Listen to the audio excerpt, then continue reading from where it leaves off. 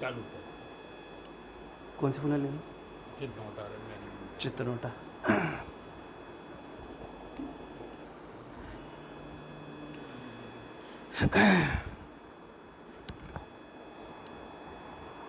नमो अरिहन्ताण,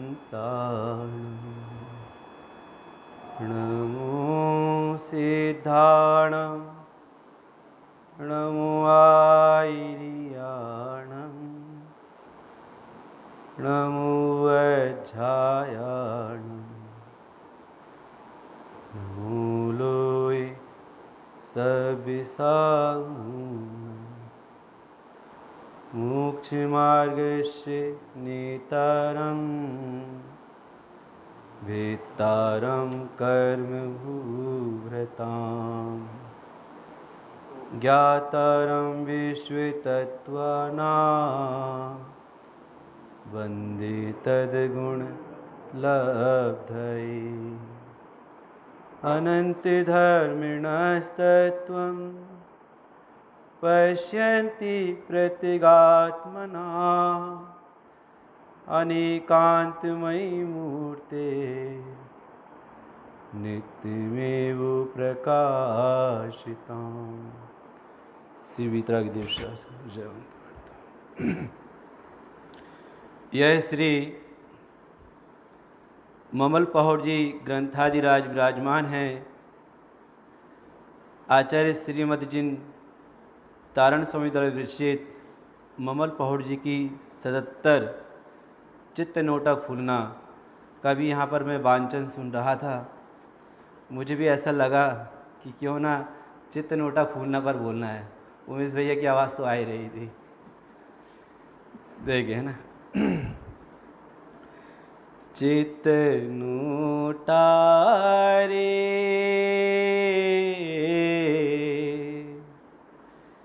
मेरे मन रहियो रे,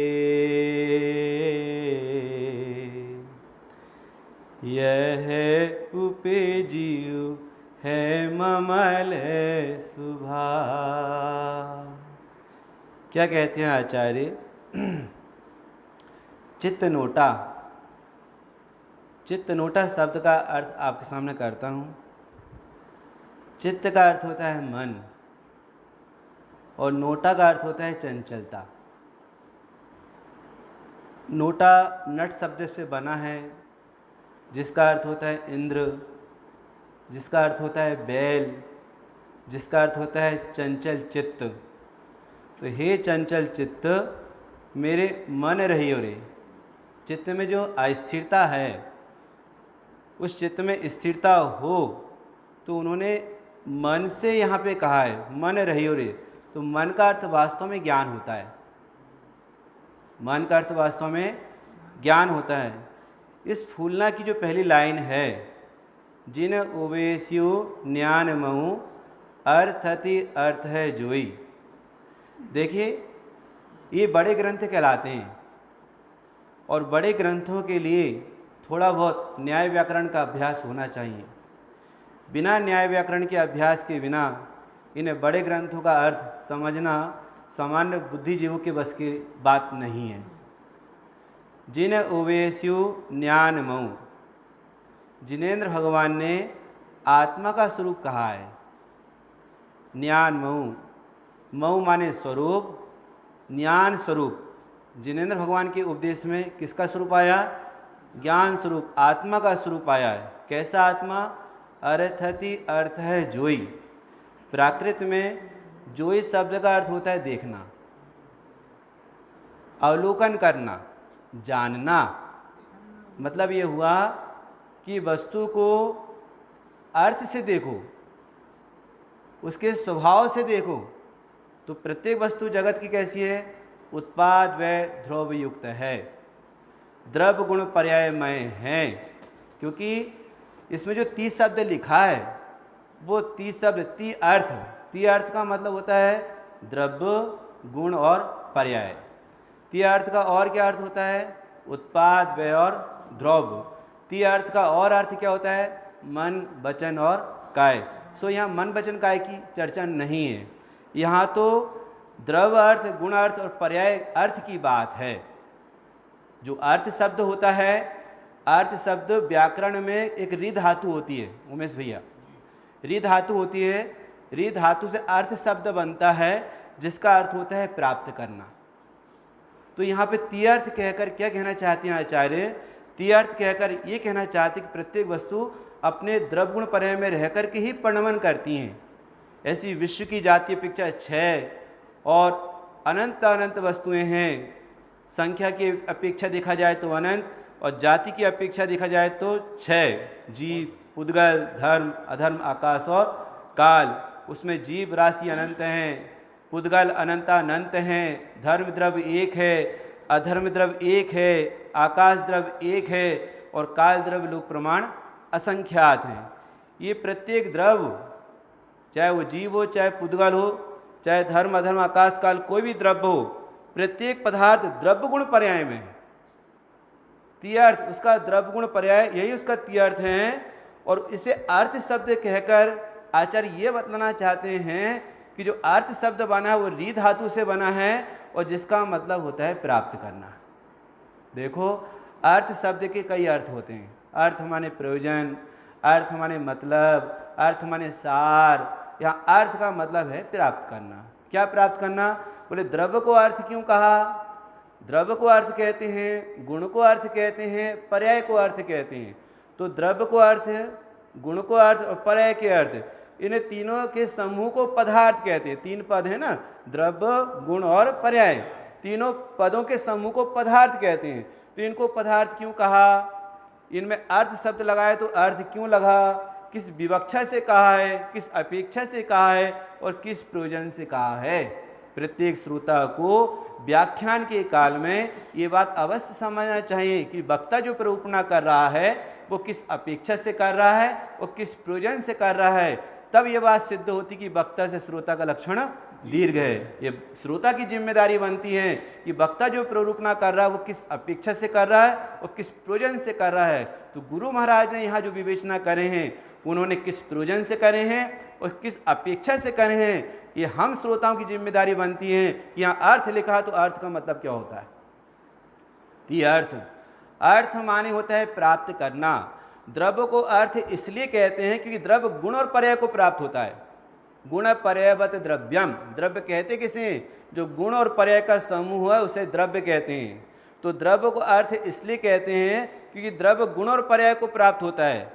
गुण को अर्थ इसलिए कहते हैं क्योंकि गुण द्रव्य और पर्याय को प्राप्त होता है, और पर्याय को अर्थ इसलिए कहते हैं कि पर्याय द्रव्य और गुण को प्राप्त होता है। इसलिए यहाँ पे अर्थ शब्द लगा हुआ है कि अर्थ शब्द ये बतलाता है कि प्रत्येक वस्तु अपने अनंत गुण, अनंत और पर्याय से सहित एक द्रव्य है, जिसका नाम तत्वार सूत्रकार ने कहा गुण पर्यायवत द्रव्यम। बहुत बढ़िया, बहुत सुंदर। ये जो गुण पर्यायवत द्रव्यम जो कहा, प्रत्येक वस्तु ऐसी परिपूर्ण है अपने आप में, किसी वस्तु को किसी अन्य की जरूरत नहीं है। इसी पंडित जी ने, टोडल मजी साहब ने एक मोक्ष मार्ग प्रकाशक जी ग्रंथ लिखा, उसमें यह बात आई है किसी द्रव्य का परिणमन किसी द्रव्य के आदि नहीं है। बोले क्यों नहीं है? अनादि निधन वस्तुएं भिन्न भिन्न अपनी अपनी मर्यादा सहित परिणमित होती है, कोई किसी के अधीन नहीं है और कोई किसी के परिणमन कराने से परिणमित नहीं होती है, क्योंकि वो वस्तु अपने आप में परिपूर्ण है। वो वस्तु अनंत गुण और पर्याय से सहित है। तो वस्तु कितनी है विश्व में? जातीय अपेक्षा 6 वस्तु हैं और संख्या अपेक्षा अनंत हैं। उन्हें 6 वस्तुओं में, 6 द्रव्यों में मैं जीव नामक द्रव्य हूँ, 7 तत्वों में मैं जीव तत्व हूँ, 9 पदार्थों में मैं जीव नामक पदार्थ हूँ और 5 अस्तिकाय में मैं शुद्ध जीवास्तिकाय हूँ। आपको पता है जिनवाणी में जो टोटल तत्व बतलाए हैं, कितने तत्व बताए जो अभी मंदिर विधि में पढ़ते हैं हम? टोटल कितने? 27 तत्व हैं। 27 तत्व हैं, 6 द्रव्य हैं, 7 तत्व हैं, 9 पदार्थ और 5 अस्तिकाएं हैं। सो इसमें जो 6 द्रव्य कहा है, अरे आचार्य को अकेला 6 द्रव्य कहकर वर्णन करना था ना। 6 द्रव्य से, 6 द्रव्य में सारी बातें जाती हैं, उनको अलग से 7 तत्व की चर्चा करने की आवश्यकता क्यों पड़ गई? 9 पदार्थों की चर्चा उनको करने की आवश्यकता क्यों पड़ गई? 5 अस्तिकाय की विवक्षा देने की उन्हें आवश्यकता क्यों पड़ गई? अकेले 6 द्रव्य कह देते, अकेले 9 पदार्थ कह देते, लेकिन अपेक्षा है। क्या अपेक्षा है? यदि 6 द्रव्य कहा है तो काल की अपेक्षा कहा है। बोले 6 द्रव्य अनादिकाल से हैं और वह नदी की तरह बह रहे हैं। उनका परिणमन प्रति समय चालू है और वे अन्य की अपेक्षा रखे बिना परिणमन करते हैं, इसलिए जगत की वस्तुएं सुंदर हैं। वे पदार्थ विश्व में एक साथ रह रहे हैं, पर एक साथ में रहने पर भी एक दूसरे को डिस्टर्ब नहीं करते। वे एक दूसरे को डिस्टर्ब करते तो जीव कब से पुद्गल बन जाता, पुद्गल कब से जीव बन जाता। ये 6 द्रव्यों की जो भिन्न भिन्न सत्ता है, ये भिन्न भिन्न सत्ता नहीं रहती, सारे पदार्थ मिलकर के एक ढीला बन जाते हैं, लेकिन सत्ता भिन्न भिन्न है। भिन्न भिन्न है इसका मतलब यह है कि जीव अपने स्वभाव को नहीं छोड़ता, पुद्गल अपने स्वभाव को नहीं छोड़ता, धर्म अधर्म आकाश काल कोई भी द्रव्य अपने स्वभाव को नहीं छोड़ता। गुरु महाराज ने इस स्वभाव का यहाँ पे वर्णन किया है चित्त नोटा फूलना में, इसलिए कहा कि हे मेरे चित्त, इस बात को चित्त लगा करके सुनो, ये अपने घर की बात है, ये अंदर की बात है। लिखा रहता है ना दुकानों में, ये अंदर की बात है। जहाँ कपड़े के दुकान मिलते हैं, है कि नहीं, वहाँ लिखा रहता है ये अंदर की बात है। तो श्री गुरु महाराज कहते हैं ये अंदर की बात है। तो अंदर की बात है तो अंदर से समझना पड़ेगा। तो अंदर है क्या? ज्ञान है। इस बात को ना समझ करके यह उपयोग कभी 5 इंद्र के विषय में लगता है, कभी स्पर्शन इंद्र के विषय में, कभी रसना इंद्र के विषय में, कभी घ्राण चक्षु कर्ण इंद्र के विषयों में लग करके भ्रमण को प्राप्त हुआ है। इसको कोई स्थिर ठिकाना नहीं मिला। आचार्य कहते हैं स्थिर ठिकाना है और वो तेरे पास है और तेरे अंदर है। ये अंदर की बात है, अंदर की बात है और स्व सन्मुखता के अभ्यास से समझ में आने वाली है। इस स्थिरता को कहीं बाहर ढूंढने जाए तो कहीं बाहर नहीं मिलेगा। ज्ञान सर्व समाधान कारक है। इसलिए ज्ञानियों ने कहा भू आत्मन धैर्य ही अवलंबन है, धर्म ही सहायक है और ज्ञान ही सर्व समाधान कारक है। ये ज्ञान हमें यह बतलाता है कि सदा काल के लिए स्थायी रहने वाला कोई तत्व है तो आत्मा है, और परिणति यदि उसमें एक बार स्थिर हो जाए तो ज्ञानम ज्ञाने प्रतिष्ठते, ज्ञान उसमें अनंत काल के लिए प्रतिष्ठित हो जाता है, फिर कभी बाहर नहीं आता। रत्नगण साहबकाचार्य में जो आचार्य समंत्रभद्र स्वामी का है, उसमें एक श्लोक आया, उसमें लिखा कि लोक के अंत भाग में, लोक के अग्रभाग में जो सिद्ध भगवान विराजमान हैं, अनादिकाल से अनंत सिद्ध हैं, वर्तमान में भी 6 महीना 8 समय में 608 जीव सिद्ध बन रहे हैं और भविष्य में भी अनंत अनंत राशि सिद्ध बनते जाएगी। एक ऐसे सैकड़ों कल्प काल निकल जाएंगे, वे सिद्ध भगवान वहाँ से वापस नहीं आएंगे। वे सिद्ध भगवान सिद्धालय से वापस नहीं आएंगे और अनंत अनंत काल निकल गए, ऐसे भी सिद्ध हैं, पर उन सिद्ध भगवान के गुणों में कोई विक्रिया पैदा नहीं होगी। विक्रिया पैदा नहीं होगी अर्थात उनके गुणों में, उनके आनंद में कोई फर्क पड़ेगा, ऐसा होने वाला नहीं। क्योंकि एक बार जो जीव सिद्ध बन जाए वो दोबारा संसार में आता नहीं। क्या कहा गुरु महाराज ने यहाँ पे? जुन उपदेशियो ज्ञान महु, उपदेश है जिनेंद्र भगवान का उपदेश। पता है आपको भगवान की जो वाणी खीरती है उसे क्या कहते हैं? हम मंदिर विधि पढ़ते हैं, उसे क्या कहते हैं? मंदिर विधि में बात आती है ना, क्या बात आती है मंदिर विधि में? धर्मोपदेश आता कि नहीं उमेश भैया? धर्मोपदेश आता है ना। तो 3 प्रकार के उपदेश होते हैं, एक धर्मोपदेश होता है और एक निर्देश होता है और तीसरा आदेश होता है। तो जिनेंद्र भगवान की वाणी जो खीरती है उसका नाम धर्मोपदेश है, क्योंकि भगवान की वाणी चारों अनयोग से खीरती है और सभी जीवों की मुख्यता को लिए हुई होती है। वहाँ पे तिरंच गति के जीव भी रहते हैं, वहाँ पे देव गति के जीव भी हैं और वहाँ मनुष्य गति के जीव भी हैं। धर्म उपदेश सभी के लिए होता है और चारों अनुयोग में होता है, उसको धर्म उपदेश कहते हैं। चारों गति के क्यों नहीं रहते? हाँ, अरे बताओ तो भैया तुम लोग। बहुत अच्छी बात इन्होंने कह दी, समझो। वही तो उसका दुर्भाग्य है।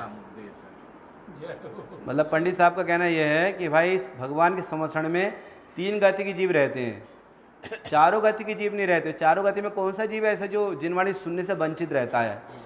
वह नरक गति का नारकी है। नरक गति की नारकी को इतना पुण्य है नहीं कि भगवान के संरक्षण जाकर के उपदेश सुने। इसलिए जिनवाणी सुनना कभी छोड़ना नहीं। हाँ, कभी नहीं छोड़ना। और ऐसा परिणाम आता है कि मुझे जिनवाणी नहीं सुनना है, या कल सुन लूँगा या परसों सुन लूँगा, और विद्वान तो आते ही रहते हैं, कभी भी सुन लेंगे, समझना उस समय वो परिणाम से नारकी है। परिणाम से नारकी। द्रव्य से पुरुष होने पर भी, द्रव्य से मनुष्य होने पर भी भावों से वो नारकी है, क्योंकि उसे जिनवाणी सुनने का परिणाम नहीं आ रहा। और जो द्रव्य से पुरुष होने के बाद भी, द्रव्य से मनुष्य होने के बाद भी भगवान की वाणी का सुनने का जिसको बहुत भक्ति का परिणाम है, वह मनुष्य पर्याय में होने पर भी सौधर्म इंद्र के समान है। विचार करो, जिन्हें ओबीएसयू। तो हमने आपसे कहा कि भगवान की वाणी जो खीरती है उसका नाम धर्म उपदेश। जब हम मंदिर विधि करते हैं तो कहते हैं अब धर्म उपदेश प्रारंभ होता है। ठीक है, अब इसके बाद उस वाणी को झेलने वाले कौन होते हैं? उस वाणी को झेलने वाले गणधर आदि का आचार्य होते हैं। तो गणधर आदि आचार्य जो होते हैं वे जगत के जीवों को जो भगवान के उपदेश में आया है वे जगत के जीवों को बतलाते हैं। तो आचार्यों के द्वारा निर्देश होता है।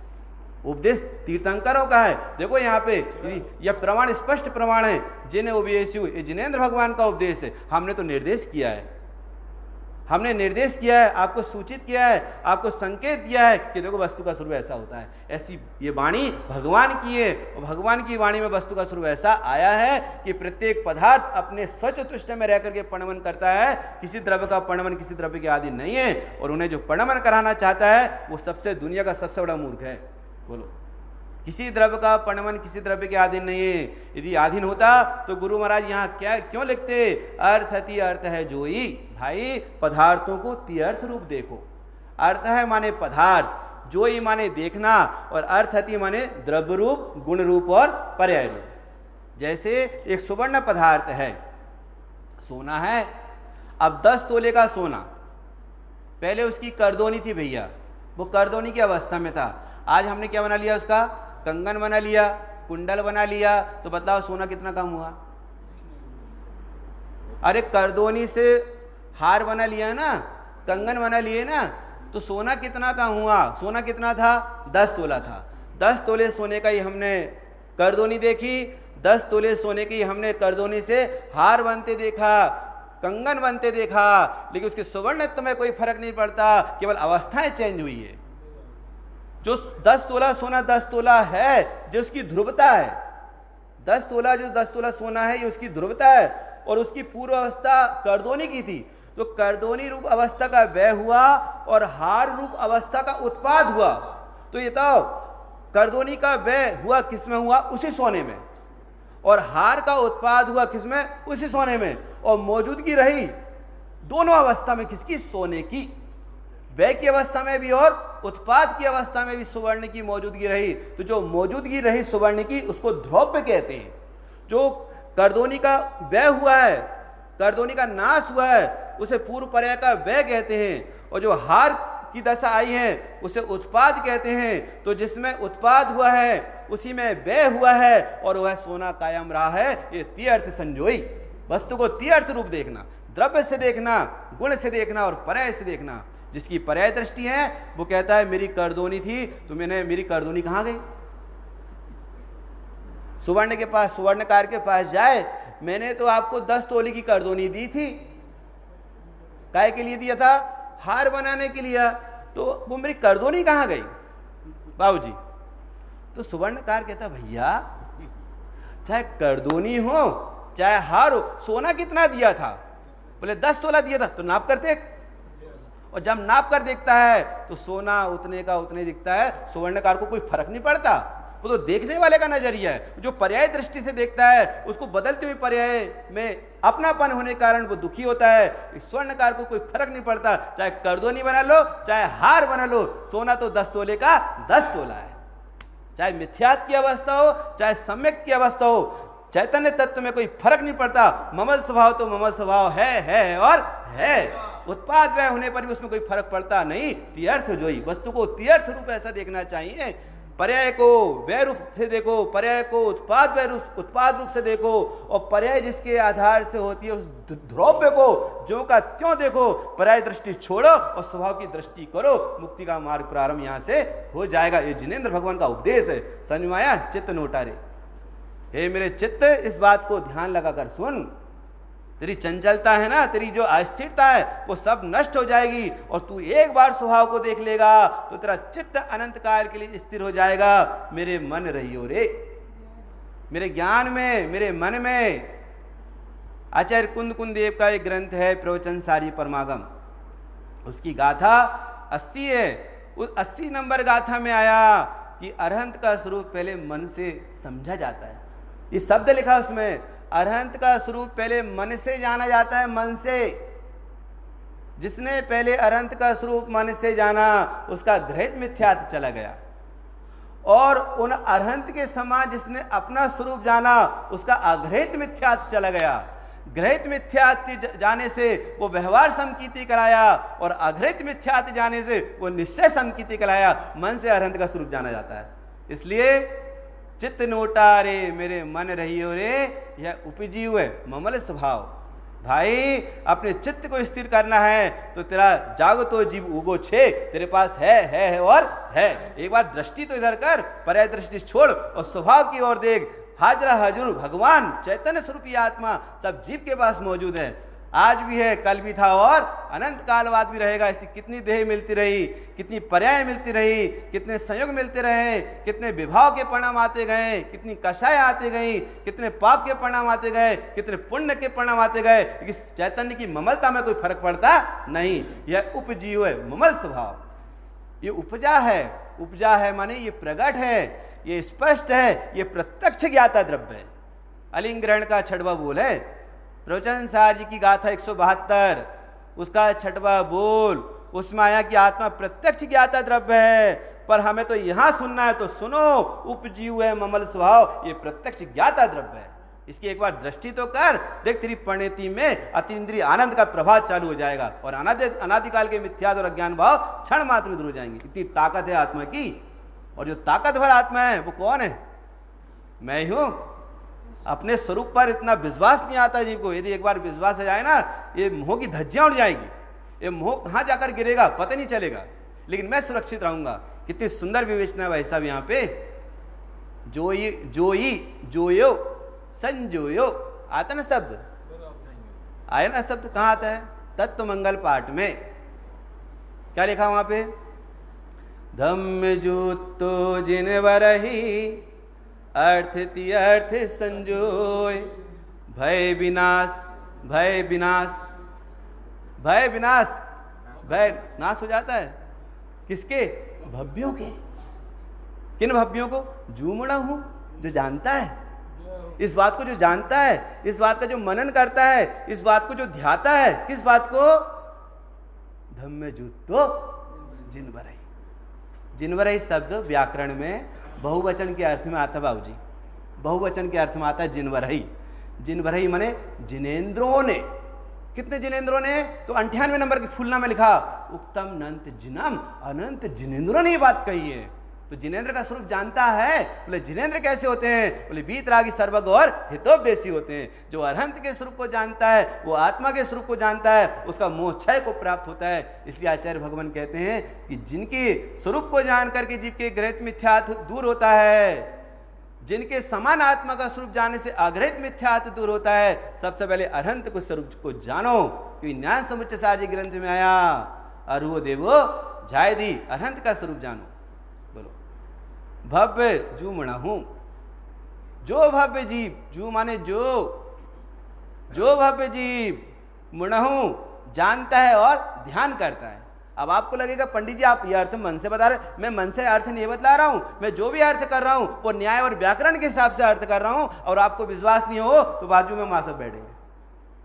बोलो। और कोई संस्कृत के जानकार हो, कोई प्राकृत की जानकार हो, आप किसी से भी पूछ लेना यदि मैं अर्थ गलत कर रहा हूं तो। प्राकृत में एक मुण धातु होती है, व्याकरण में एक मुण धातु होती है। वो मुण धातु जानने के अर्थ में आती है। मुण धातु काय के अर्थ में आती है? जानने के अर्थ में आती है। तो दो शब्द आते हैं, मुनि और दूसरा मुनहु। तो हर जगह मुनि का अर्थ मुंडाज नहीं होता, हर जगह सेंधव का अर्थ नमक नहीं होता। यदि चौके में सेंधव को बुलाया तो क्या लाकर देना? नमक। और कोठे में सेंधव को बुलाया तो क्या लाना? नमक नहीं, घोड़ा लाकर खड़ा करना वहां पे। सेंधव का अर्थ नमक भी होता है और सेंधव का अर्थ घोड़ा भी होता है। तो जहां जो अर्थ है वहां वो अर्थ फिट करना। अब भोजनशाला में पंडित जी के लिए सेंधव लेकर आओ, और क्या लाकर खड़ा कर दिए? भोजनशाला में घोड़ा लाकर खड़ा कर दिए। भाई जहां जहां जय जय योग्य छे तहां समझबूते, जहां जो अर्थ घटित होता है वहां वही अर्थ लगाना। यदि मुनि शब्द का अर्थ मुंडाज है तो मुंडाज लगाना, और मुनि शब्द का अर्थ जानना है तो जानना लगाना। मुंड धातु जानने के अर्थ में आती है। मुनि मुनहु ना हो, भव्य न गण तुम्हें अप्रसाय। मुनि माने जानो और मुनहु माने जानते रहो, माने ध्यान। जानना ज्ञान है और जानते रहना ध्यान है, उसका नाम है मुनि मुनहु। समझ में आया? क्या लिखा है यहाँ गुरु महाराज ने? जिन उवेस्यु ज्ञान मऊ। तो तीर्थंकर भगवान का क्या होता है? तीर्थंकर भगवान का होता है धर्मोपदेश, और गणधर आदि आचार्यों का क्या होता है? निर्देश। और तीसरा क्या बचा है? आदेश। तो आदेश कौन का होता है? आदेश जी का। हाँ? आदेश कौन का होता है? आदेश कौन का होता है? आदेश राजा महाराजा का होता है। हाँ, अरे ये फलाने राजा का आदेश है, देखो ये फलाने राजा महाराजा का आदेश है, तो आदेश चलता है राजा महाराजा का, तीर्थंकर भगवान का आदेश नहीं चलता। जो विश्व के पदार्थों की स्वतंत्रता बतला रहे हैं, जो ये कह रहे हैं एक द्रव्य दूसरे द्रव्य का कुछ करता नहीं है, वो आदेश देंगे क्या बाबू जी? आदेश देंगे क्या? उनके वो तो ज्ञाता दृष्ट हैं, उनका केवल धर्मोपदेश होता है, और धर्मोपदेश भी बिना इच्छा क्या होता है? भगवान को ऐसी इच्छा नहीं है कि मैं जगत के जीवों को उपदेश दूं और वे मोक्ष मार्ग में लगे, ये तो वीतरागी सर्वज्ञ हैं। लेकिन इन जीवों का इतना भाग पका है, इनका उपादान इतना पकता है कि इनको सुखी होने की इच्छा होती है और भगवान की इच्छा नहीं होती है, और वाणी अपने आप खिल जाती है। इसलिए जिनवाणी माया, तू अपना उपादान तो तैयार कर, तू अपना उपादान तैयार कर। निमित्त की क्या बात करे? अरे विदेश क्षेत्र से मुंडाज उतर कर आ जाएंगे और तुझे उपदेश देंगे और तू अपना काम कर लेगा। कमी तो उपादान की है, निमित्तों की कमी नहीं। निमित्तों में जिनवाणी तो विराजमान है। बोलो, जिन्हें वैनम सम्मत उत्तम, जिनेन्द्र भगवान के वचन सम्यक दर्शन में निमित्त है, पर किसके? जिसका उपादान तैयार है उसके। डिब्बे में आटा तो रखा हुआ है, हाँ, अब भूखे मर रहा है, अब क्या करे? भूखे मर रहे बताओ, तो इसका मतलब डिब्बे में आटा नहीं है क्या? तो कमी किस बात की है? अरे कमी इस बात की है, जब तक वो आटा रोटी रूप परिणमित ना हो, और आटा रोटी रूप परिणमित ना हो, और उसमें हमारा योग उपयोग जब तक काम ना करे, तो डिब्बे में रखा हुआ आटा किस काम का? बोलो। इसी प्रकार वस्तु तो है, भगवान तो है, ममल स्वभाव तो है, लेकिन ये जीव उसे भूल करके दुखी हो रहा है, तो आचार्य भगवान क्या करे? वो तो कहते हैं जिन्हें उपदेश, हमने तो उपदेश किया है, हमारी वाणी में सब बात आई है। क्या बात आई है? अर्थति अर्थ है जोई, प्रत्येक पदार्थ पूर्ण है, वो अपनी पूर्णता को लिए हुए है। एक भी परमाणु अपने आप में कम नहीं है, सब अपने आप में ईश्वर है। प्रत्येक परमाणु ईश्वर है। एक परमाणु को अपनी व्यवस्था संभालने के लिए अन्य परमाणु की आवश्यकता नहीं होती। बोलो, आचार्य महाराज इस बात को बतलाकर ये बतलाना चाहते हैं, उपयोग की स्थिरता का उपाय इसके अलावा कोई दूसरा नहीं। आप उपयोग बाहर कहीं भी लगाते रहो, विषय भोगों में लगाओ, खूब पैसा कमाओ, खूब दुकान चलाओ, लेकिन कोई ताकत हो दुनिया में ऐसी तो बताओ जो चित्त को स्थिर कर सके। लेकिन जिनवाणी में वो ताकत है, जो जीव एक बार एकाग्रता से जिनवाणी सुन ले, जिनवाणी में बताई गई बात को अपने धारणा में बिठा ले, उसका चित्त स्थिर ना हो तो पूरी ब्रह्मांड शून्य पड़ जाएगा। ये जिनेन्द्र भगवान की वाणी बहुत ताकतवर होती है। जीव स्थिर चित्त करके तो सुने एक बार। छड़ालाकार ने कहा है, क्या कहा? ताही सुनो भवि मन थिर आने, जो चाहो अपनो कल्याण। हे भाई, यदि तुम अपना हित चाहते हो, अपने आत्मा को संसार परिवर्ण से बचाना चाहते हो, तो श्री गुरु की शिक्षा को चित्त लगाकर सुनो। चित्त नोटारे मेरे मन रही हो। चित्त की स्थिरता तो स्वभाव को समझने से है, चित्त की स्थिरता तो स्वभाव में रमने से है, जमने से है, और दुनिया में कोई उपाय नहीं उपयोग को स्थिर करने का। ये ज्ञान स्वभावी आत्मा के अलावा जिन उवेस्यु ज्ञान मऊ हो। आत्मा ज्ञान स्वरूपी है, आत्मा ज्ञान स्वरूपी है, उसका ज्ञान गुण है, और ज्ञान गुण की प्रति समय जानन जानन पर्याय चला करती है। वो जानन जानन पर्याय में हमने विश्व के पदार्थों को गे बना रखा। न्याय समझ में, आत्मा ज्ञान स्वरूपी है क्योंकि उसमें ज्ञान नाम का गुण है, और ज्ञान गुण की पर्याय का कार्य क्या है? जानने का। पर बात यह है वो जानने का कार्य तो करती है, पर किसको जानने में लगी है? परज्ञों को जानने में लगी है। तो कार्य सिद्ध हो रहा कि नहीं हो रहा? नहीं हो रहा। जीव दुखी हो रहा। सुखी होने के लिए दुकान बढ़ाएगा, परिवार बढ़ाएगा, खेती बाड़ी बढ़ाएगा। भाई साहब, जितने गेयों में उपयोग जाएगा उतने ही दुखों को आमंत्रण मिलेगा। सुखी होने का एक उपाय है और भटकने का अनेक उपाय है। एक को भी मोक्ष मग्गो, तीनों काल में मोक्ष मार्ग एक ही प्रकार का होता है। मोक्ष मार्ग कोई दो प्रकार का नहीं होता। जिनेंद्र भगवान ने कहा कि आत्मा ज्ञान स्वरूपी है, जिन उभयस्यु ज्ञानमय। आत्मा कैसा है? ज्ञान स्वरूपी है। अरे भाई, आपको उछाला आता कि नहीं आता? ये बात सुनकर के आपको उछाला आता कि नहीं आता? उत्साह आता कि नहीं आता? ये बात तो ऐसी है कि शमशान घाट का मुर्दा भी सुने ना बाबूजी, उठकर बैठ जाए। शमशान घाट का मुर्दा भी उठकर बैठ जाए तो फिर तो घर आ जाएगा। तो ये तो जिंदा जीव बैठा है यहाँ पे। ये 5 इंद्रिय काया के साथ ये जिंदा जीवित जीव बैठा है यहाँ। तो शरीर वाला आत्मा बैठा है वो कान से ये सुन रहा है। मुर्दा के पास कान होने पर भी सुनता नहीं है, लेकिन हमारे पास कान भी हैं और सुन भी रहे हैं, आंख भी है और पढ़ भी रहे हैं और देख भी रहे हैं कि अंतरंग में जानने वाला जीव मौजूद है। जो जानने वाला जीव मौजूद है उसमें जानने का धर्म है, उसमें ज्ञान नाम का धर्म है। तो जैसे विश्व के पदार्थ में प्रमेय नाम का गुण है, वे ज्ञान के गे बनते हैं, ऐसे आत्मा में ज्ञान नाम का गुण है और आत्मा में प्रमेय नाम का गुण भी है। वो अपने ज्ञान से जाने, ये उसका ज्ञान स्वभाव है। वो ज्ञान के द्वारा स्वयं जानने में आए, ये उसका प्रमेय स्वभाव है। नहीं आया पकड़ में आपको? तो ज्ञान शक्ति भी मेरी और प्रमेय शक्ति भी मेरी। मैं जानूं अपने ज्ञान से और मैं अपने ज्ञान से ही जानने में आऊं, ऐसा ज्ञान नाम का धर्म भी मेरा है और प्रमेय नाम का धर्म भी है। प्रमेय माने गे, ज्ञान शक्ति भी मेरी और प्रमेय शक्ति भी मेरी। बहुत बारीक व्याख्या हो गई, इतने बहुत ही बारीक व्याख्या हुई।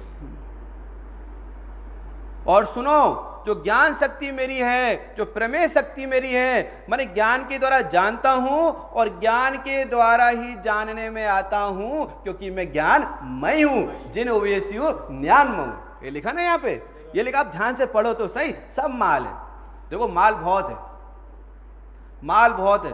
भाई सब सुनने वाले काम है, इस बात को सुनने वाले काम है। बोलो माल उमेश भैया बहुत है। आप यदि कहो ना मेरे को 2 घंटे कि पंडित जी आप 2 घंटे व्याख्यान करो ममल पौड़ पे, मैं 2 घंटे कंटिन्यू व्याख्यान कर सकता हूं, पर मुझे सुनने वाले नहीं मिलते। ऐसा है। हाँ, आप जिस फुलना पे कहो उस फुलना पे बोल डालूंगा, सुनने वाला चाहिए मुझे। पात्र जीव के हृदय में जिनवाणी प्रवेश करती है, ये शेरनी का दूध है और शेरनी के दूध के लिए पात्र सोने का चाहिए। नहीं पंडित जी हमारे घर सोने का नहीं था, हम तांबे के लेकर आ गए। अब बताओ आप, दूध ठहरा क्यों नहीं? कोई दूसरा यार पंडित जी क्या करे, हमारे पास तो पात्र लोहे का था। अब बताओ पंडित जी दूध ठहरा क्यों नहीं? और दूध काहे का? शेरनी का। बोलो, अब कोई जर्मन का पात्र लेकर आ गया, कोई स्टील का पात्र लेकर आ गया, कोई एल्यूमिनियम का लेकर आ गया, कोई तांबे का लेकर आ गया और शिकायत कर रहा है कि हमारे पास दूध ठहर क्यों नहीं रहा। जिनवाणी कहती है यदि दूध शेरनी का है तो पात्र सोने का चाहिए। आचार्य भगवान कहते हैं तेरी भवितव्यता पक गई है तो तुझे सोने का पात्र, ऐसी पात्रता तैयार करना पड़ेगा, तब जिनवाणी तेरे हृदय में प्रवेश करेगी। जिनवाणी प्रवेश करने के लिए चित्त की कोमलता चाहिए। जिनवाणी हृदय में प्रवेश करे इसके लिए चित्त की कोमलता चाहिए। वक्र परिणामी के हृदय में जिनवाणी प्रवेश नहीं करती। बहुत सुंदर। मुनि व्रत धार अनंतवार गिरी बकुल जायो और पै निज आत्म ज्ञान बिना सुख लेश न पायो। कमी क्या रह गई थी उमेश भैया, क्या कमी रह गई थी बताओ? कोटि वर्ष तप तपे ज्ञान बिन कर्म झरे जे और ज्ञानी के छिन्माई त्रिगुप्ते थे सहज टरे थे। क्या कमी रह गई? बोलो, यम नियम संयम आप कियो पुनि त्याग विराग अथाह लहो। मन मोने रहो मुखे मोने रहो बनवास लियो दृढ़ आसन पद में लगाए दियो। मत मंडन खंडन बहुत किए बहुशास्त्रन के नए धारे भी पर हाथे हजू कछु भी न पर्यो और अब क्यों न विचारत है मन से कछु और रहा इन साधन से। बोलो अब और क्या रह गया बतलाओ। अब क्यों ना विचारत है मन से, कछु और रहा इन साधन से। बोलो और क्या करना रह गया। यम नियम संयम ग्रह का त्याग करके वनवासी संत रहा और 28 मूल गुणों का निरतिचार पालन किया। 8 दिन का उपवास, 15 दिन का उपवास और 28 मूल गुणों में कहीं अतिचार लगने नहीं दिया इस जीव ने। लेकिन क्या चीज रह गई, चित्त नोटा रे मेरे मन रही हो रे, कहीं ना कहीं भूल रह गई है।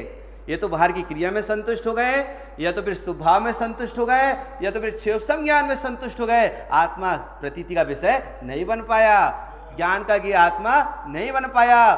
कौन सा आत्मा, जो ज्ञानमय है, जिन उवेशियो ज्ञानमय। ऐसा आत्मा ज्ञान का ज्ञेय नहीं बन पाया, श्रद्धा का श्रद्धेय नहीं बना, ध्यान का ध्येय नहीं बना, बाकी बाहर की क्रिया बनी है, शुभ राग बना है और पल लक्ष्य क्षेपसम ज्ञान बना है। आत्मा प्रतीति का विषय नहीं बना, इसलिए हाथ में कुछ आया नहीं। विचार करो कितना मर्म, कितना कितना कितना खोले इसमें भाई साहब, कितना खोले बताओ। ये तो कामधेनु गाय की तरह है। कामधेनु गाय से कितना दूध निकाल सकते हो। अरे तुम दूध कितना निकाल सकते बतलाओ, वो तो कामधेनु गाय है। भाई साहब आपके हाथ दुखने लगेंगे लेकिन दूध निकलना बंद नहीं होगा। ये जिनेंद्र भगवान की वाणी, आप व्याख्यान करते करते बंद हो जाओगे लेकिन व्याख्यान बंद नहीं होगा। इतना मर्म, इतना रहस्य में भरा है, एक एक शब्द में बहुत गंभीरता भरी हुई है। आप कोई भी शब्द बोलो मेरे से कि आप जिन शब्द पे बोलो, आप ज्ञान शब्द पे बोलो, आप अर्थ शब्द पे बोलो, आप पंचदीप्ति पे बोलो, उसी पर व्याख्यान चालू हो जाएगा। मैं आपसे पूछूं, बताओ रोटी का मुंह कहां होता है? रोटी का मुंह कहां होता है? कहां से खाना चालू करें रोटी को? कहीं से भी खा सकते हैं, कहीं से भी तोड़ सकते हैं। जहां से तोड़कर खाएंगे पेट वहीं से भरना चालू हो जाएगा। रोटी का मुंह कहां होता है? अरे कहीं से भी तोड़कर खाओ, जहां से तोड़कर खाओगे पेट वहीं से भरना चालू हो जाएगा। तो फूलना में कौन सी फूलना सुने, कौन सी गाथा पढ़े? अरे जहां फूलना खोलोगे, जो गाथा खोलोगे, जो शब्द निकालोगे, वीतरागता की प्रभावना तो मोक्ष मार्ग की उत्पत्ति तो वहीं से चालू हो जाएगी। आप बताओ तो सही, चालू कहां से करना है? हमें तो सुनने वालों की कमी है, माल तो बहुत है। ये सुपर मार्केट है। लौकिक में सुपर मार्केट होता है ना, बोलो तो सुपर मार्केट क्या होता है भैया? सुपर मार्केट वो होता है जहां पर एक बार घुस जाएं तो सभी प्रकार की सामग्री मिलती है। अन्य दुकानों में ढूंढना नहीं पड़ता। और सुनो, सभी प्रकार की सामग्री तो मिलती है, छना छनाया माल मिलता है। वहां कर्मचारी लगे रहते हैं, भाई दाल साफ करने वाला, चावल साफ करने वाला, गेहूं साफ करने वाला है कि नहीं, शक्कर की देखरेख करने वाला, दाल की देखरेख करने वाला, सब माल आइटम छना छनाया मिलता है। वो सुपर मार्केट कहलाता है। यहाँ कौन सा माल छना छनाया नहीं, आप बताओ? हर माल पेवर है, महा सुपर मार्केट हाँ। है। ये कोई साग भाजी का मार्केट नहीं है, ये तो हीरा मोती का मार्केट है। यहाँ कोई साग भाजी खरीदने वाला नहीं आएगा। जिसके पास हीरा मोती को खरीदने की पात्रता है वो यहाँ आकर बैठकर जिनवाणी सुनेगा। समझ में आया? जिन ओबीएसी हो ज्ञान मऊ अर्थति अर्थ है जोई, चित्त नोटा रे मेरे मन रही हो। बोलो इस बात को सुनकर कि किसका चित्त प्रफुल्लित नहीं होता? प्रत्येक जीव का चित्त प्रफुल्लित होता है। इसलिए गुरु महाराज ने इसे फूलना कहा है। क्या नाम इनका? इन गाथा का नाम क्या है? फूलना। फूलना क्यों कहते हैं? फूलना ऐसे इसलिए कहते हैं क्योंकि इन्हें सुनकर, इन गाथा को सुनकर के जीव का चित्त उत्साह से भर जाता है, महिमा से भर जाता है, बहुमान से भर जाता है। बताओ फूलना के कितने अर्थ करें? बोलो। जैसे जगत में फुग्गा फूलता है पर फूलने के बाद फूट भी जाता है। ये गाथा ऐसे जो फूल गया एक बार, उसका जन्म मरण का अंत होता है, वो अनंत और सिद्ध बनकर के रहता है। ऐसे ये फूलना है। आओ चले ना मुक्ति के गांव में, आओ चले ना। चलना कि नहीं भाई? सभी को बताओ। चलना है ना? पता है? और किन के साथ चलना अपने को? गुरु महाराज के साथ। तारण स्वामी आए थे यहाँ, ये समाधि स्थली है ना। तारण स्वामी आए थे यहाँ, 14 ग्रंथ रतन महा, फूल ना पढ़ो पढ़ के गुनो, फूल ना पढ़ो पढ़ के गुनो, मुक्ति की राहों में आओ चले ना, मुक्ति के गाँव में आओ चले ना।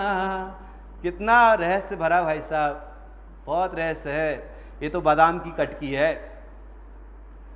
हाजमा यदि कमज़ोर है तो बादाम की कटकी को चबा चबा कर खाना। इसलिए इसके लिए हाजमा भी मजबूत होना चाहिए और डिमांड भी अधिक होना चाहिए। एक कम हाजमा वाला सुनेगा ना तो उसको अजीर्ण हो जाएगा। इसलिए अपना हाजमा मजबूत होना चाहिए और डिमांड भी अधिक होना चाहिए। इसका मतलब यह है कि विशेष पात्रता को लेकर बैठना, तब ये गुरु महाराज की बात हृदय में प्रवेश करेगी। बहुत महंगी चीज़ है भाई साहब ये। कोई किसी व्यक्ति ने, वो मित्तल हो, अंबानी हो, कोई हो, महाजन हो, कोई भी हो, कितनी भी संपदा इकट्ठी कर दे, ये मोती खरीद नहीं सकता। ये मोती वो खरीद सकता है जो सोने की पात्रता वाला जीव है। चक्रवर्ती को पुण्य की वजह से क्या मिलता है भैया? चक्रवर्ती को पुण्य की वजह से क्या मिलता है उमेश भैया? 6 खंड का राज। और हमको पुण्य की वजह से क्या मिला? ये ममर पहाड़ी। बोलो पुण्यशाली कौन है? अरे वो चक्रवर्ती बनने के बाद भी नरगति में गए। सोम चक्रवर्ती, ब्रह्म चक्रवर्ती, चक्रवर्ती बनने के बाद भी नरक में गए। बोलो, उन्हें 6 खंड का राज मिला तो भी नरक में गए। और ये जिनेंद्र भगवान की वाणी हमको मिली है तो बताओ चक्रवर्ती पुण्यशाली है या हम पुण्यशाली है? उसे 6 खंड का राज मिला था। ये आचार्य भगवंत हमको कहते हैं तुम इसको पढ़ो, सुनो, तुम्हें अखंड राज मिलेगा। और अखंड राज जब एक बार मिलेगा तो तुम दोबारा इस संसार में अवतरण, जन्म मरण करोगे नहीं। ऐसी गजब की बात है भाई साहब, सुनने वाला जीव चाहिए। यह उपजीव है ममल स्वभाव। स्वरूप प्रत्यक्ष कहते हैं इसको। ममल स्वभाव का नाम क्या है? स्वरूप प्रत्यक्ष। जैसे मेघ पटल आड़े आने पर सूर्य का प्रकाश दिखाई नहीं देता, मेघ पटल आड़े आने पर सूर्य का प्रकाश दिखाई नहीं देता, तो क्या सूर्य नहीं? क्या भैया सूर्य है कि नहीं? तो राग की आड़ी चादर में, मोह की आड़ी चादर में कौन विद्यमान है? ये ज्ञान स्वभावी आत्मा विद्यमान है।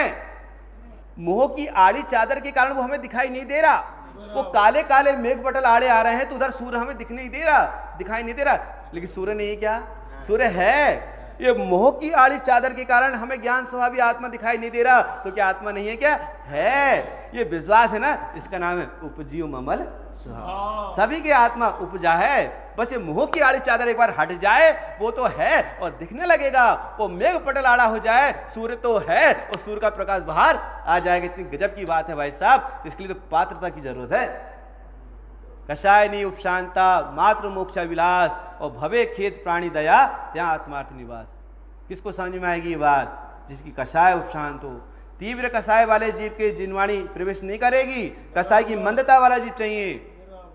कषायनी उपशांता और मात्र मोक्ष विलास, और जिसको एकमात्र अभिलाषा क्या है? संसार से मुक्त होने की।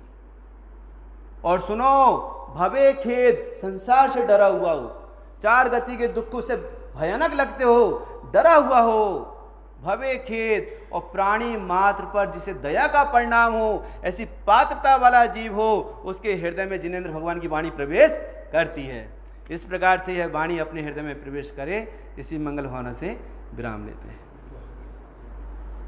अब आपके चला? आप कह रहे थे 2 घंटे हम बैठे, हम 2 घंटे। अरे तुम्हें एक दो लोग उठकर चल गए और मुझे ऐसा लगा कुछ सुनने को तैयार ना। अच्छा चल, अब लिंक टूट गई ना।